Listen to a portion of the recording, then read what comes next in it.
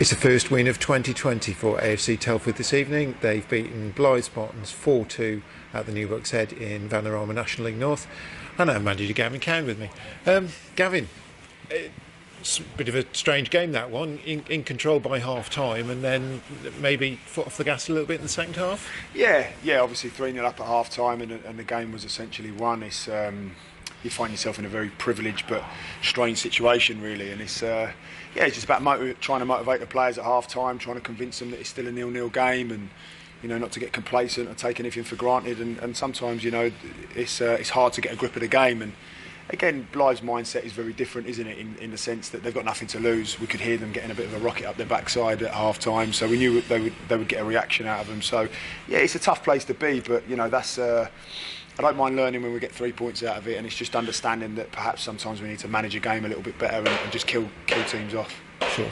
I mean, it was that ruthlessness that you've spoken about was there in the first half, wasn't it? I know one of the goals is an own goal, but 3-0, you've pretty much put them to the sword, haven't you? Yeah, it's a little bit like Saturday's game. We were very disappointed not to come away with the 3 points, and obviously I didn't want a hangover from that for the players for tonight. So, it's just trying to put it into perspective, really. If they'd have scored in the first half and we would have scored in injury time, then we'd have been over the moon and on a high. So a little bit like tonight, really. If it had been 2-2 at half time and we'd have won 4-2, everyone would be waxing lyrical. So we just have to be mindful not to get too emotional with each individual moment in the game. If you look at the first half, we were just so dominant, and the game was won. And like you say, it's what you don't want to do is you don't want to really be too harsh on the players, but again, we're always looking to be better. So if we can just be that bit more ruthless and we can just be maybe not be so complacent as we were second half, then I think it'll stand us in good stead. Sure. I mean, is that one aspect of the game that was pleasing this evening? I mean, you spoke about on Saturday about you didn't want the players to be down and you wanted them to feel that the cup was half full rather than half empty, and they went about their business in the right way in the first half. Yeah, and that's testament to them. So it's hard to be critical of them tonight. When they're 3-0 up, it's the mental strength that it takes to then come out and replicate that second half. Listen, I'll always demand that of them, and I'm sure they demand it of themselves. But like I say, if it had been 2-2 at half time today, and we would have won 4-2, then there's a slightly different take on the game. So I don't want to get too emotional with that. At the end of the day, it's 3 points, 4 goals scored at home. Brilliant result against what is a tough team, really.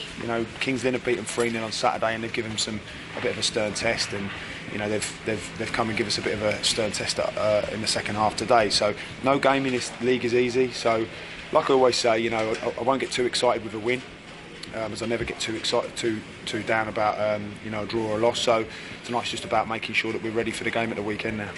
Sure, and you went with that slightly. I mean, the team that started on Saturday with both Aaron Williams and Matt Stenson, you chose to go with that again this evening, and I know Matt didn't get on the score sheet, but a goal for Aaron, one for Marcus coming off the bench. Nice to have the forward scoring goals. Well, absolutely, and we've given them a bit of a target between now and the end of the season, and if I can get all 3 of them scoring, then look, we're on the right road. So it's 3 incredibly good strikers at this level, so they're fighting for those positions. If I was them, I'd be frothing at the mouth knowing that there's 2 places up for grabs now as opposed to 1 potentially. So we have good strikers. I think the recruitment's been great, and as I've always said, I feel like we've got the right players. So I think for one of the goals, probably the first goal tonight, we got a little bit of luck, and maybe our luck's turning like I said it would.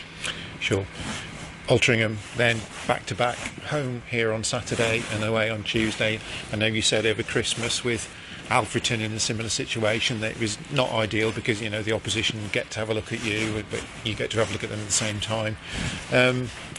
2 difficult games, aren't they? Oh, absolutely, yeah. Really good side in Altrincham. They're on a phenomenal run, but any team can beat any team in this league, and whoever turns up on the day and applies themselves, and like I say, gets that bit of luck that I feel like we're due now. I feel like it'll be on our side. We've had enough of the other sort of luck, so I don't even like to say it out loud. But yeah, I think we're due our good luck now, and we're working very hard, and the lads have put in enough hard work, desire and performances to warrant that. So yeah, it's going to be 2 tough games, but ultimately it'll be 2 tough games for both sides. Okay, that's great, Gavin. Thanks for your time. Cheers, Rich. Cheers, thank you.